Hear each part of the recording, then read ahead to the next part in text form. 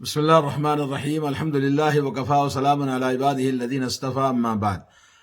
اب تک social media پہ 2 ویڈیو اور ایسے ہی خبریں آتی رہتی ہیں، اور ہر سال یہ ہوتا ہے۔ کیا خبر ہے کہ سب سے پہلے جس نے رمضان مبارک کی آمد کی تاریخ اور رمضان کی جانکاری دے دے تو اس کے لیے جنت واجب ہو جاتی ہے، وہ آدمی جنت میں داخل ہو جاتا ہے۔ سبحان اللہ، ایسے خبریں ہمیشہ سننے کو ملتی ہیں۔ تو آئیے اس سلسلے میں یہ بتائیں کہ آیا یہ حقیقت بھی ہے یا یہ کہ ایسے ہی لوگوں نے کسی نے بنا کے گھڑ دیا تو بس اسی پہ چل رہا ہے، جیسے جمعہ مبارک ہے ویسے اور بھی بہت سارے لوگ ہیں۔ تو یہ سوشل میڈیا ہے آج کے دور میں۔ اگر کوئی آدمی آج سے یہ رمضان نہیں، اس رمضان کے آگے بھی اور کئی رمضان کی تاریخ بھی معلوم کرنا چاہے تو سوشل میڈیا میں نیٹ کا زمانہ ہے، گوگل میں سرچ کرو تو آپ کو پورے کئی سالوں کی تاریخ معلوم ہو جاتی ہے۔ اور کسی کو تاریخ بتا دینے سے کہ بھی فلاں تاریخ کو رمضان شروع ہوگا اس کے لیے جنت واجب ہو جائے گی، یہ کیسے کہہ دیتے ہیں لوگ؟ یعنی عقل بھی ہونی چاہیے کہنے والے کو کہ خالی خبر دینے سے جنت واجب ہو جاتی ہے، پھکٹ میں اتنا جنت آسانی سے مل جائے گی۔ اور یہ سب سے بڑا گناہ، اتنا بڑا گناہ ہے کہ اس گناہ کو آپ سنیں گے تو رونگٹے کھڑے ہو جائیں گے۔ ایک مسلمان کے لیے کسی بھی طرح زیب نہیں دیتا کہ اس طرح کی بات کہے۔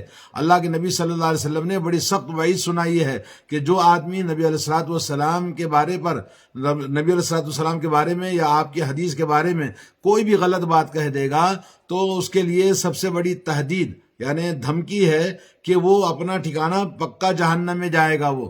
اور یا یہ کہ اللہ تعالیٰ سے آپ نے بد دعا فرمائی ہے، اللہ تعالیٰ اس کا ٹھکانہ جہنم میں بنا دے جو آدمی اللہ کے نبی پر جھوٹ بولتا ہے۔ اور یہ ایسا جھوٹ ہے نبی علیہ الصلوۃ والسلام پر کہنا، کیونکہ نبی علیہ الصلوۃ والسلام کی ہر بات قابل اتباع ہے، اور نبی علیہ الصلوۃ والسلام کی ہر بات وہ اللہ تعالیٰ کا قول ہوتا ہے۔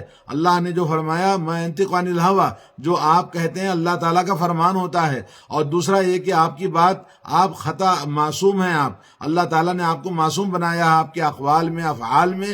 تو ہمیں نبی علیہ الصلوۃ والسلام پر ایسی بات کہنے میں ہوشیار رہنا چاہیے، بلکہ اللہ کے نبی صلی اللہ علیہ وسلم سے تواتر تک یہ حدیث پہنچی ہوئی ہے کہ جس میں حضرت علی رضی اللہ تعالیٰ عنہ کی حدیث ہے، فرمایا من تعمد علی کذبا فلیتبوأ مقعدہ من النار۔ صحیح بخاری صحیح مسلم کی حدیث ہے، اگر جھوٹ بات میرے اوپر کہنے کے لیے کسی نے عمدن کہہ دیا تو اپنا ٹھکانہ جہنم میں بنائے، اس کا ٹھکانہ پکا جہنم میں ہے۔ یا تو وہ جہنم میں جائے گا ضرور، وہ اللہ تعالیٰ اس کو اتنی سخت سزا دے گا، یا یہ کہ آپ نے بد دعا فرمائی کہ اللہ تعالیٰ اس کا ٹھکانہ جہنم میں بنا دے۔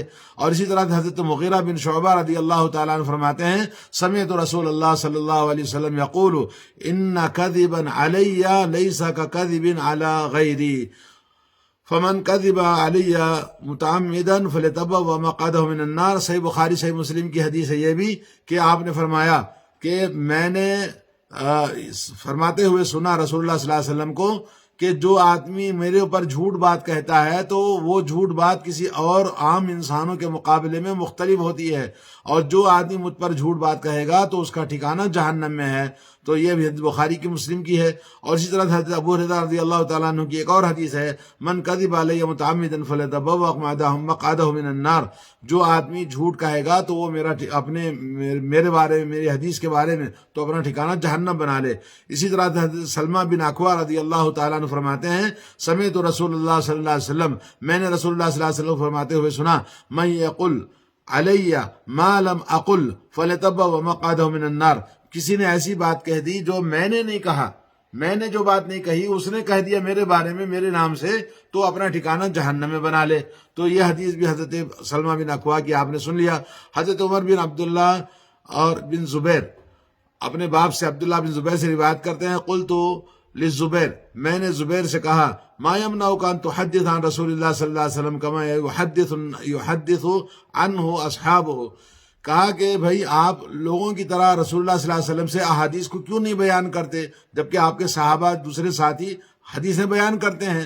تو انہوں نے کیا جواب دیا، اما واللہ لقد کان لی منت وجہۃ ومنزلۃ، کہتے ہیں اللہ کی قسم میرا تو ایک مقام ہے اور رسول اللہ صلی اللہ علیہ وسلم کو مجھ پر احسان ہے اور میں ایک مقام ہوں اللہ کے نبی صلی اللہ علیہ وسلم کے قربت کی وجہ سے، وہ آپ کے پھوپھیزاد بھائی تھے۔ ولیکن سمعتہ، لیکن رسول اللہ صلی اللہ علیہ وسلم کی فرمان کو میں نے سنا ہے، من کذب علی متعمدا فلیتبوأ مقعدہ من النار، جو آدمی میرے بارے میں کوئی بھی بات کہے گا جھوٹ تو اپنا ٹھکانہ جہنم بنا لے۔ سنن ابو داؤد کی حدیث ہے۔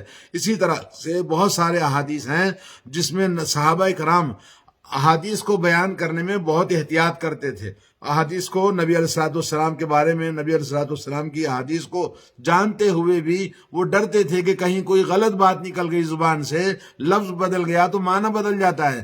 تو بہت سارے صحابہ کرام ڈرتے تھے نبی علیہ الصلوۃ والسلام کی احادیث کو بیان کرنے سے۔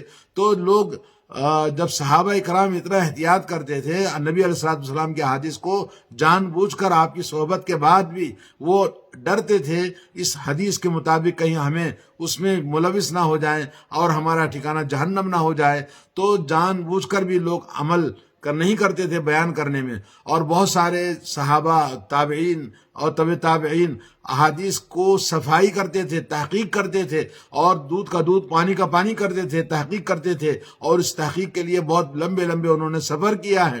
تو اس طرح سے جھوٹ بات ہمیشہ، ہر جھوٹ بات حرام ہے، ہر جھوٹ بات حرام ہے، لیکن دین میں جھوٹ بولنا، اللہ اکبر، ٹھکانہ اس کا پکا جہنم ہے۔ اسی طرح سے جو آدمی، تمام علماء کا اس بات پر اتفاق ہے کہ وہ جھوٹ بولنے والا دین میں، وہ اس کا اعتبار، وہ کذاب ہے، اس کا مقام، اس کی حیثیت سب کچھ اسلام میں، سوسائٹی میں ختم ہو جاتی ہے۔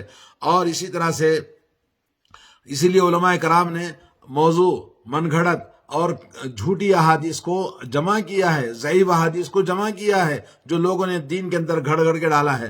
تو اس طرح سے ہمیں چاہیے کہ ہم اپنے آپ کو اللہ کے نبی صلی اللہ علیہ وسلم کے بارے میں کوئی بھی بات کہنے سے ڈریں اور اللہ تعالیٰ سے ڈریں، اور اپنا ٹھکانہ جہنم میں نہ بنائیں۔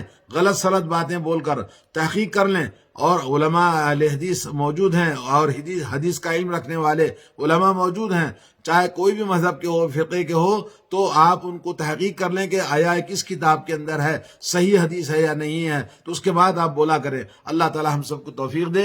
رمضان سے پہلے یہ طوفان بدتمیزی سے اللہ سے ڈریں، اللہ تعالی ہمیں سب کی اصلاح فرمائے۔ وصلی اللہ علیہ نبینا محمد وعلی آلہ وصحبہ اجمعین۔ السلام علیکم۔